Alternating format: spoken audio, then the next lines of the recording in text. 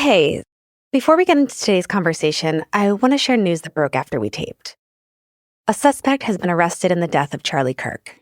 On Wednesday afternoon, Charlie Kirk, the founder of the conservative youth organization Turning Point USA and a prominent ally of President Donald Trump, was shot and killed during an event at Utah Valley University. Here's Utah Governor Spencer Cox at a press conference earlier today. Good morning, ladies and gentlemen. We got him.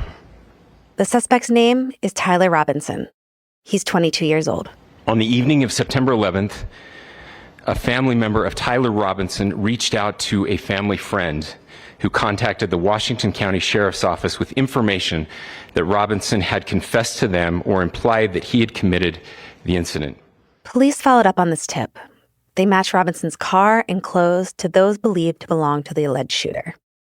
A local Utah Sheriff's Office said he, quote, turned himself in. We're likely to learn a lot more about Robinson and what may have motivated this crime in the coming days. At the scene, police found bullet casings inscribed with cryptic messages. Inscriptions on the 3 unfired casings read, "Hey fascist!" ! Catch! Up arrow symbol, right arrow, and symbol, and 3 down arrow symbols. A second unfired casing read, "Oh, Bella Chow, Bella Chow, Bella Chow, Chow, Chow." Robinson is facing at least 3 felony charges, including aggravated murder. You can follow all the latest reporting on this story at WashingtonPost.com. Now here's the show. From the newsroom of the Washington Post, this is Post Report's weekly politics roundtable. I'm Colby Ickowitz. It's Friday, September 12th. I'm joined this week by Maeve Reston, a national political reporter based in California for The Post. Maeve, hey. Hey, Colby. How's it going? Good. And we're also here with senior national political correspondent Naftali Ben-David. Naftali, good to have you back. Good to be here. Thanks. On yesterday's Post reports, we covered Kirk's final moments and how he became so influential on the right. Today, we're going to broaden out the conversation to focus on how prominent leaders from both political parties are responding to this moment and how this incident fits into America's long history of political violence. For starters, we should say we're taping this around 9:45 a.m. on Friday. Earlier this morning, President Trump appeared on Fox News, and he said he believed a suspect was in custody. So we will learn much more about the alleged suspect and his motives over the coming hours and days. But even without knowing anything about him, I was struck by the reaction to the shooting from the most senior Republicans, starting with President Donald Trump. Just hours after Kirk died, there was the president behind the resolute desk in the Oval Office, a place that is often reserved for the most serious addresses to the nation, and he blamed the left for Kirk's death. For years, those on the radical left have compared wonderful Americans like Charlie to Nazis and the world's worst mass murderers and criminals. This kind of rhetoric is directly responsible for the terrorism that we're seeing in our country today, and it must stop right now. Naftali, what does it say that the president was already blaming his political opponents for this crime before we knew anything about the shooter? Well, to tell you the truth, I think even if we did know the motive of the shooter, and even if it did turn out that he was a political opponent of Charlie Kirk, I think it's fair to say that most presidents would use a moment like this to appeal for unity, to condemn violence on both sides, and to ask people across the political spectrum to reject violence and to engage in debate and to remind everybody that we have more in common than what divides us. That was certainly not the approach that the president took. He very explicitly blamed the left and the left only for the violence and for the mood in the country right now. There have certainly been incidents of violence against Democrats recently, as well as Republicans. In Minnesota, a state legislator was murdered in her house. Governor of Pennsylvania, Josh Shapiro, saw his residence partly burned down. Of course, President Trump himself was the target of an assassination attempt. So there's been plenty of violence on all sides. The president chose, for whatever reason, to talk a lot about the violence on the left and not to mention the violence on the other side. The other thing that was notable, I think, about his comments is he talked a lot about demonizing opponents. It's a long past time for all Americans and the media to confront the fact that violence and murder are the tragic consequence of demonizing those with whom you disagree day after day, year after year, in the most hateful and despicable way possible. And I think it's fair to say that a lot of his own rhetorical style is to harshly criticize and arguably demonize his own opponents as horrible, horrible people. In fact, Stephen Miller, one of his top aides, right after the killing, talked about the left as malicious and soulless and at war with family and nature. So as the president is condemning the demonization of the other side, his top aide is demonizing the other side. So it's just a very specific decision that he made to go at it from this way instead of this broader appeal to unity. And not all Republicans did that. Spencer Cox, the governor of Utah, where the shooting occurred, took a very different approach. He spoke after the killing. He seemed, I thought, visibly stricken by what had happened. He did mention the incidents of violence against Democrats and Republicans and appealed for us to come together, talked about how this is not what the country is about. So top Republicans did take somewhat different approaches and had different responses to what happened. Yeah. And, maybe when Naftali talks about the rhetoric that comes from the right, I think we should pause for a second and kind of understand briefly what Kirk stood for and how his worldview kind of relates to the modern Republican Party.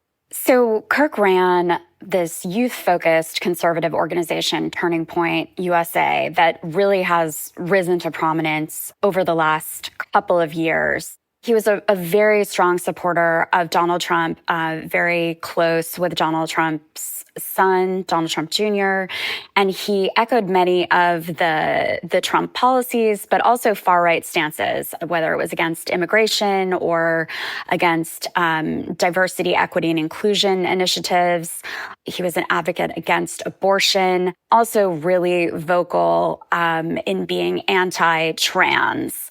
And he did this very skillfully. He was obviously a very charismatic figure, very young, and was working through social media, through audio and video, through campus appearances, through podcasts, and really was able to kind of light a fire under conservatives, and particularly young conservatives, sort of pushing his message through these controversial sound bites and debates with liberals, inviting people, as he did at this appearance in Utah, to challenge him and prove me wrong. He was very combative in that sense and was really good at turning out not just conservatives, but liberals to debate him at these appearances at campuses all over the country.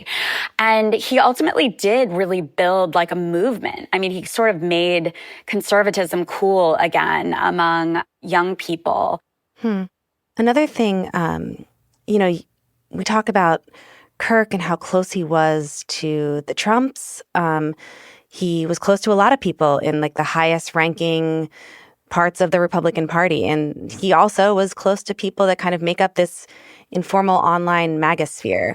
And Naftali, there have been those like Spencer Cox who have taken a gentler approach, but there have been many others who have echoed Trump's rhetoric here and gone even further. I mean, you have Elon Musk, for one, who said on X after the shooting that the left is the party of murder. You have Steve Bannon on his War Room podcast that said Kirk is a casualty of war and that we are at war in this country. Naftali, why is the right responding in this way? What is the political calculus of using this kind of language at a moment like this? Well, I mean, I don't think it's solely a political calculus. I think there's a genuine feeling of horror. Charlie Kirk was somebody who was well known personally as well as politically to a lot of folks on the right. And I think there's genuine grief, at this murder. I also think that, people in the MAGA movement, just as in some other movements, just believe very much in the righteousness of their cause, and they have used the language of war. The problem with that, and the risk that I think a lot of experts in violence see, is that, in a war, what's the goal? The goal is to kill as many people on the other side as you can, and it does not lend itself to compromise, and it does not lend itself to conciliation. And I think there's a certain fear right now that we'll enter a cycle of retribution. One thing I was struck by is that there were some people in the conservative Twitter sphere who were saying, everybody on the left, all Democrats are celebrating this killing without exception. Whereas I think the overwhelming majority of response from Democrats was horror and condemnation. And I'm just not sure why somebody would do that, except that they're sort of invested in this idea that everything on their side is moral and right, and everything on the other side and everyone on the other side is kind of awful. So I think we're in a pretty dangerous moment right now where people really do see the other side often as the enemy. Yeah, and to that point, Maeve, it has struck me that the contrast between how Republicans and Republican officials, people on Capitol Hill, obviously in the White House, have responded to this versus how Democratic officials have responded to Kirk's death. Because to Naftali's point, it's been like a mix of horror and pleas to please tone down this rhetoric. I was hoping you could kind of talk us through what some of those notable reactions have been from Democrats. Yeah, you have had across the spectrum sort of an outpouring of solemnity and grief about the death of a young man who was so charismatic and known to so many people. New York City mayoral candidate Zohran Mamdani denounced the killing and asked supporters to come together and end political violence, even though Kirk has been extremely critical and controversial in his comments, both about Muslims and about Mamdani. But you also had former President Biden, former President Obama, Kamala Harris all put out statements condemning the violence and Kirk's killing, as well as figures like Gavin Newsom. And there's been at the same time, a lot of left-wing trolling, bringing back Kirk's comments on mass shooting victims, for example. Yeah, I mean, I think the comment you're referring to from Kirk was he had said something at some point, and this has been circulating all over social media, that some gun deaths are necessary in order to protect the Second Amendment rights. And so you have seen some people on the left sharing that, but in no way have anyone in official Democratic politics been celebrating Kirk's death as some on the right have claimed. But I do think we should say, I mean, but as Maeve points out, there are some people on the left, some troll types who have, if not celebrated this, implied that he sort of got what was coming to him. Or right. Nobody on either side has been perfect. And I don't think we want to portray, the left or the liberals as sort of universally above all this. Yeah, for sure. I just think the distinction is that on the left, it's not coming from official Democrats or people in public office the way it is on the right, as far as I can tell. Yeah, I think that's definitely true. I haven't heard a single person in any sort of official Democratic capacity do anything but condemn and express grief at what happened.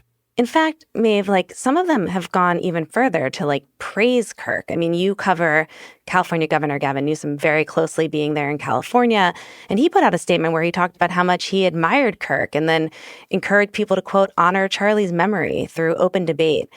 And I'm wondering, Maeve, why you think Newsom is going even a step beyond just condemning political violence, but also embracing Kirk's legacy in kind of the same language that the right is using to embrace his legacy. Yeah, it's been really interesting. Gavin Newsom has had a real fascination with Charlie Kirk for quite some time. His son is an avid listener of Kirk's programming. And in fact, Newsom went through this very introspective period after the 2024 election, in part because he was so surprised by the size of Trump's victory. And he had Charlie Kirk as the first guest on his podcast because he was so impressed by the way Charlie Kirk had galvanized young voters. And he was trying to understand his appeal and also, the ascendancy of Charlie Kirk's movement and his ideas.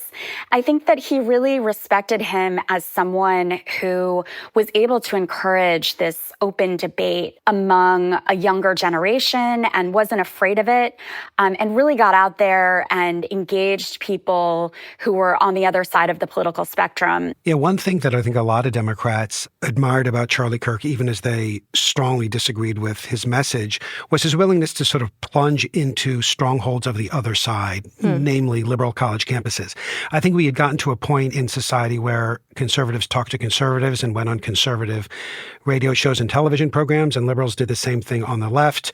And so his willingness to cross over and talk to a liberal audience is something that a lot of Democrats think they need to be better at. In fact, you're seeing some of the prospective Democratic presidential candidates starting to appear on Fox News and appear on conservative podcasts. It's not like Charlie Kirk invented this idea, but in a sense, he sort of welcomed plunging into the lion's den, so to speak.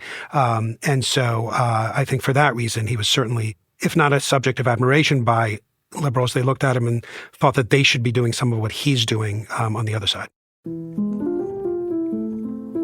So we're going to take a quick break here. And when we come back, we're going to get into how political violence has grown and why both parties have suffered from its escalation. We'll be right back.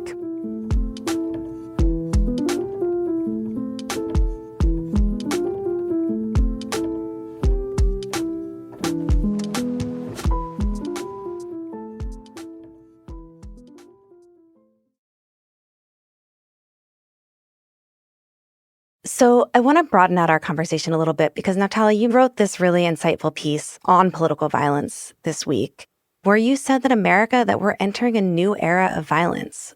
What does that mean? Well, I think a lot of people do feel that it's gotten worse in the last few months and even years. But unlike sometimes, the data backs that up. People who follow these things and who track political violence say that there's been a significant increase. You know, occasionally in America, we go through these spikes. I mean, people talk about the 1960s, for example. The 1920s and 30s was another period. Obviously, there were periods before and after the Civil War. The Civil War itself is its own category, of course. We're a country where, for all our democratic principles, there have been these outbursts. 4 of our presidents have been assassinated. Several more have had assassination attempts directed against them.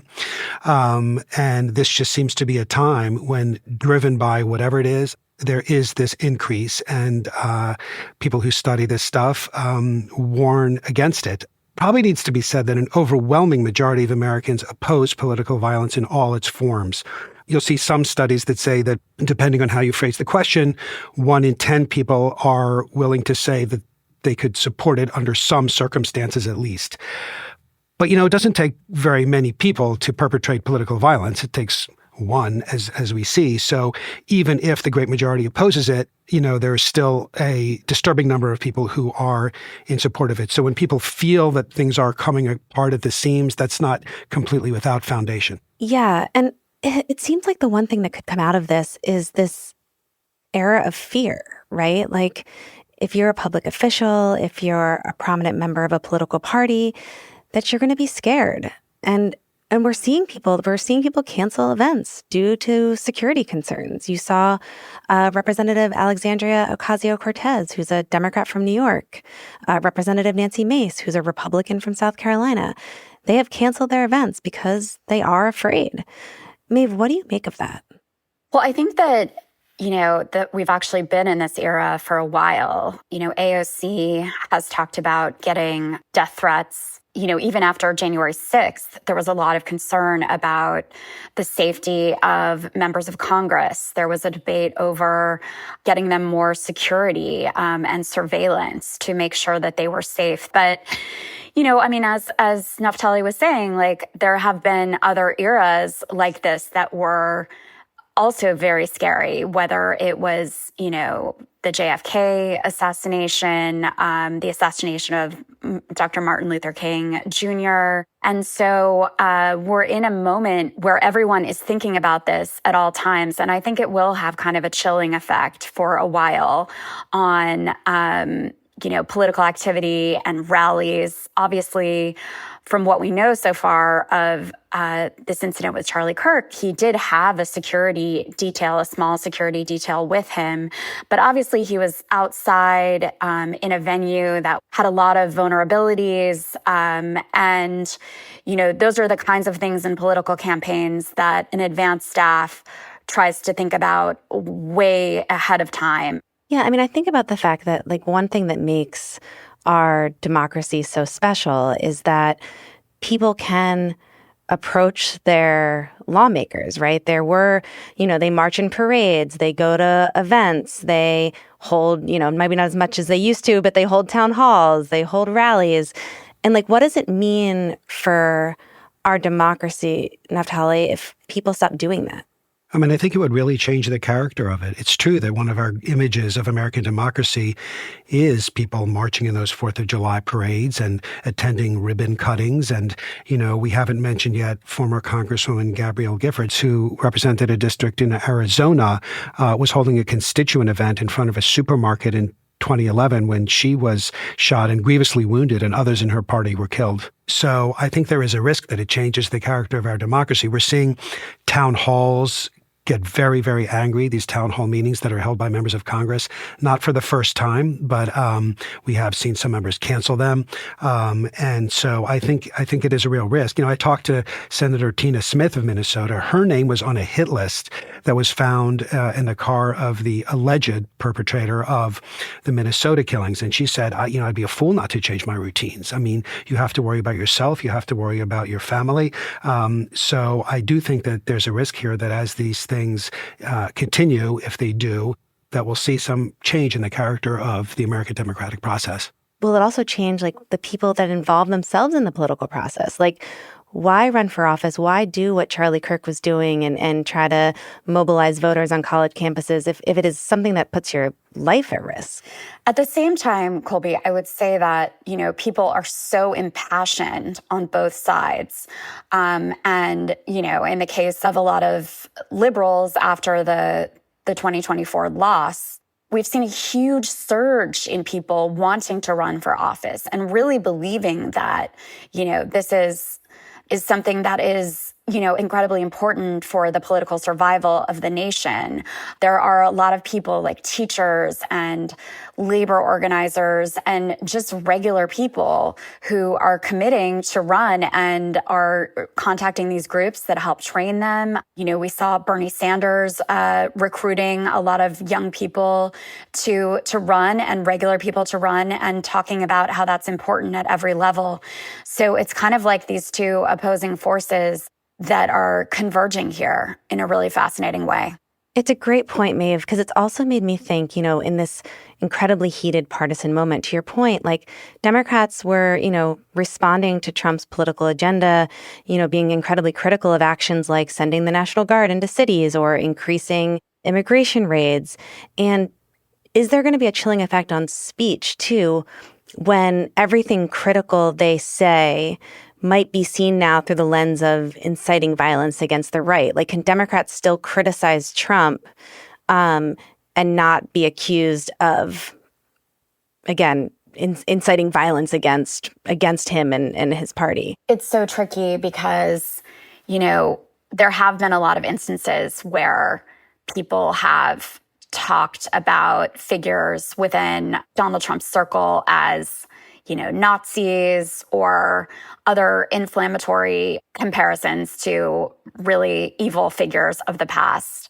And, you've seen that on the right as well. And so I think that, that contributes to this boiling point in politics. And Donald Trump has been a huge driving force in all of that. I think that politics really changed forever when he first ran for president and escalated the rhetoric in the way that he has. And it's something that the country continues to grapple with. And the other thing that I think is notable is that in his Oval Office address after the killing, President Trump talked about, the language, the rhetoric that's being used. And he talked about going after people who contributed to the atmosphere that led to the violence against Charlie Kirk and to his death. It was vague, so it's hard to know exactly what to make of it. But he seemed to be really critical of anybody who might be talking in a certain way, might be using very harsh rhetoric. And so it's possible that would have a chilling effect, I think, just based on sort of the tone that the president used when he delivered his sharp criticism. It wasn't just criticism. That's the thing. It was a threat to clamp down on people who contributed to the current environment. These are such great points. And Naftali, I'm glad you brought up what Trump said in the Oval Office about how he was going to go after left-wing groups that support or fund violence, though, to your point, incredibly vague. But You've also seen other efforts to clamp down on speech. You've seen people in the MAGA movement call for those who are critical of Kirk online to lose their jobs. There's like a watch list out there right now of exposing people who have said anything critical about Kirk in the aftermath of his death. We saw an official in the State Department threaten people's immigration status if they seem to be, quote, praising, rationalizing, or making light of Kirk's death. I mean, this does feel like a major clampdown on free speech, which ironically is the thing that they are celebrating Kirk for, right? What message does that send? Well, I mean, I do think that, there's a little bit of a pattern in American politics where, when the other side says it, it's incendiary and inflammatory. And when you say it, it's just forceful rhetoric. Obviously, free speech has been a big topic of the Trump administration. There, of course, are many people who feel he's clamping down on free speech in universities, law firms, and other places. I think we do face a real problem in that a lot of the rhetoric, almost everyone would agree, is ugly and horrible. I've been covering politics a long time. I've never seen people talk about each other in this kind of a way, as traitors, as animals, as monsters. But we do have a free speech principle in this country that's extremely important. And how you find that balance, I think, is very difficult. Ultimately, we've relied on a certain kind of communal consensus almost that certain kinds of speech are out of bounds. But when that consensus disintegrates and people are willing to say things about each other that they may not have been willing to say in years past, it's not clear what the enforcement mechanism is for that. I mean, I think we're learning again that ultimately our democracy depends to a great degree on people being willing to participate in it under agreed upon rules. And when that breaks down, I'm really not sure what the answer is. I want to close just talking a little bit about how Republicans are really trying to elevate and commemorate Kirk in his death. You saw a congresswoman circulate a letter yesterday asking to install a statue of Charlie Kirk at the U.S. Capitol. You saw another congresswoman introduce a resolution that would authorize Charlie Kirk to lie in honor in the rotunda of the Capitol building, which is, often reserved to officials and eminent citizens. There's only been a handful of private citizens that have gotten that honor.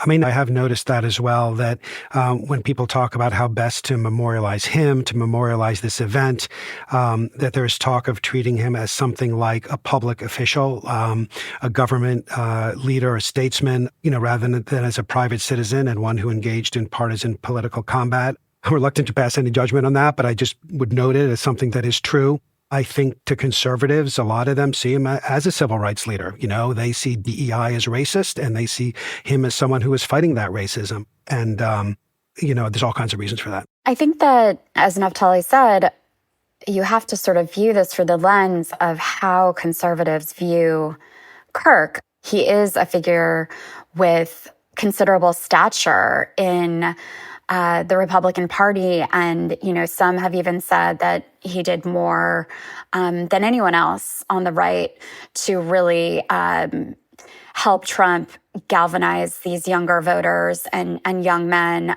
to help cement his victory. So, even though he hasn't been, in an official role, he is someone who has been a huge part of this inner circle of people around Trump. He has been in the rooms when strategy has been discussed.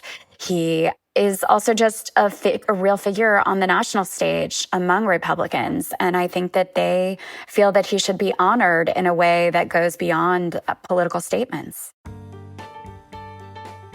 Well, thank you both so much for this incredibly thoughtful conversation. That's it for today's episode. Naftali, Maeve, thanks for coming on. Thanks so much. Good to join you.